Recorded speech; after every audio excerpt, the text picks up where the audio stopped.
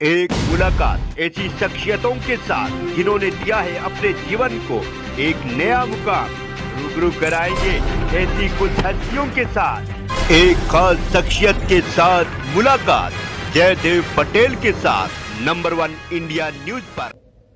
नमस्कार व्यूअर्स, मैं जयदेव पटेल और आप देख रहे हैं नंबर 1 इंडिया न्यूज। आपका एक बार फिर स्वागत है एक खास शख्सियत के साथ मुलाकात प्रोग्राम में।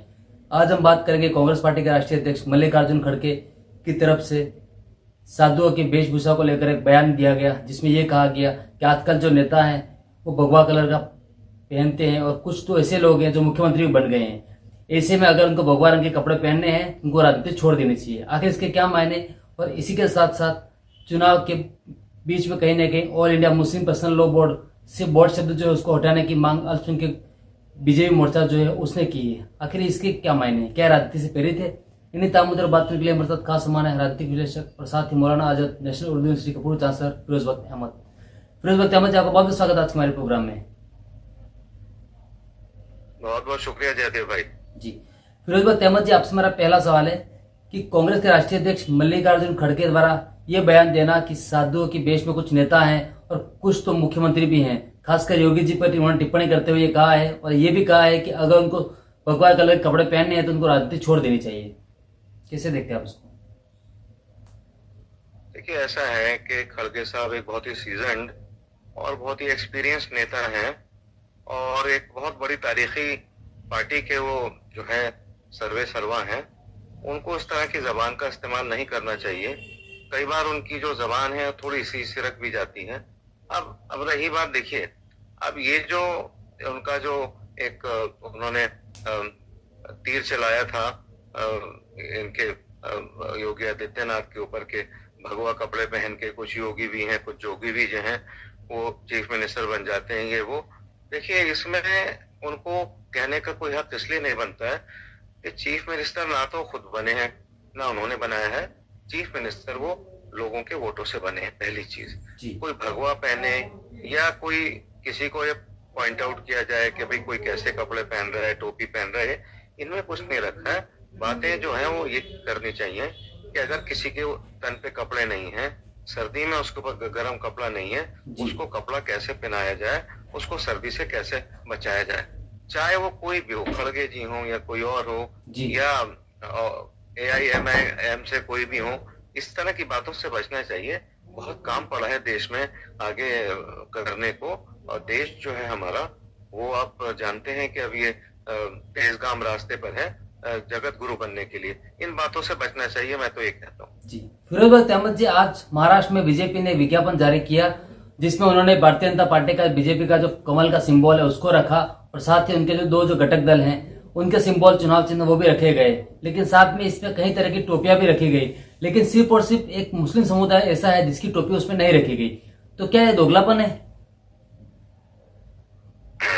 देखिए, ऐसा है, ये पॉलिटिक्स में आप किसी भी चीज को दोगला कह सकते हैं, किसी भी चीज को आप बनावटी कह सकते हैं। अब ऐसा है, देखिए कि किसी का चुनाव चिन्ह रखा गया, किसी का नहीं रखा गया, फायदे से तो सभी की रिप्रेजेंटेशन होनी चाहिए और ऐसा नहीं है कि अभी किसी को छोड़ दिया जाए। लेकिन मैं समझता हूँ चुनाव एक ऐसी चीज है, ठीक है, इसमें ये चुनाव से एक सिस्टम चलता है, लेकिन चुनाव एक नेगेटिव सिलसिला भी है जिसमें गड्ढे मुर्दे उखाड़े जाते हैं और लोगों की जो है उनकी इज्जत का जो है उनके बखिए भी उखेड़े जाते हैं। तो मैं समझता हूँ इन चीजों, फिर वही मैं बात कहना चाहूंगा कि बराबर की रिप्रेजेंटेशन होनी चाहिए। हिंदू, मुस्लिम, सिख, ईसाई जो भी इस मुल्क में रहता है, पारसी हैं, सब बराबर के हिस्सेदार हैं और सबका अपना अपना हक है। किसी एक भी इंसान को, चाहे वो किसी भी तबके का हो, उसकी दिल आजारी नहीं होनी चाहिए और उसके साथ नाइंसाफी नहीं होनी चाहिए। Ji Firoz Bakht Ahmed ji, all India Muslim personal law board जो है उसमें कहीं ना कहीं बोर्ड शब्दों को हटाने की मांग की गई है बीजेपी अल्पसंख्यक मोर्चा की तरफ से, और ये तथ्य दिए गए हैं कि बोर्ड शब्द जो है वो कहीं ना कहीं सरकारी विभाग है, इस तरीके का प्रस्तुत होता है, बल्कि all India Muslim personal board जो है वो सरकारी नहीं है बल्कि प्राइवेटाइजेशन है। कैसे देखते हैं आप इसको? क्या राजनीति से प्रेरित है? क्योंकि उसका जो बयान जो सामने आया वो कहीं ना कहीं दो राज्यों में जो विधानसभा का चुनाव होने ऐसे भी चाया है। देखिए, ऐसा है जयदेव भाई कि जहां तक all India Muslim personal law board का ताल्लुक है, ये मुसलमानों को रिप्रेजेंट नहीं करता है। और जो लोग ये समझते हैं, चाहे वो पर्सनल लॉ बोर्ड के हों या कुछ और ज्ञानी ध्यानी लोग हों मुस्लिम तबके से, all India Muslim personal law board एक एनजीओ की तरह है। और काफी अर्से पहले अंग्रेजों के जमाने में उसके बाद इसको सपोर्ट किया गया था, कुछ लोगों ने सपोर्ट कर दिया था। ये मुसलमानों की जो है ये समझिए कि जबरदस्ती इसको संस्था बना दिया गया है। और मुस्लिम जो भी मजहबी और सियासी मामलात हैं उसमें इनको ऐसा लगता है कि इनकी इजारादारी है, इसमें इनकी दादागिरी, ऐसा सब कुछ नहीं है। और मुस्लिम पर्सनल लॉ बोर्ड के ताल्लुक से जो भी कुछ कहा जा रहा है, मैं तो कहता हूँ इसमें होता क्या है, मुस्लिम पर्सनल लॉ बोर्ड में कोई भी मेंबर बन जाता है, कोई अंगूठा टेक है, कोई पढ़ा लिखा है, कोई प्रोफेसर है, कोई नाई है, कोई कसाई है, मतलब इसमें कोई इसका वो नहीं है। और दूसरी बात यह है कि मुस्लिम पर्सनल लॉ बोर्ड ने आज तक मुसलमानों के लिए कुछ भी काम नहीं किया है।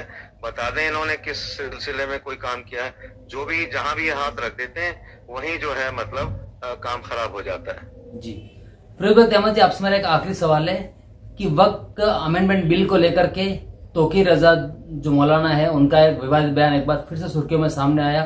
उन्होंने ये कहा रविवार को सभी जितने मुस्लिम कम्युनिटी के लोग हैं वो एक साथ दिल्ली चलेंगे और कहीं न कहीं घेराव करेंगे दिल्ली का। कैसे देखते हैं आप इसको? देखिए, तौकीर भाई हमारे बहुत अच्छे दोस्त हैं और दिल्ली आते हैं, मुलाकात होती है, या हम बरेली जाते हैं उनसे मिलते हैं। लेकिन जो सिलसिला उन्होंने अपना रखा है लाइमलाइट में रहने का और बहुत ही यानी कि ज्वलंत बयान देने का जिससे कि देश में आग लग सकती है, उससे इनको बचना चाहिए।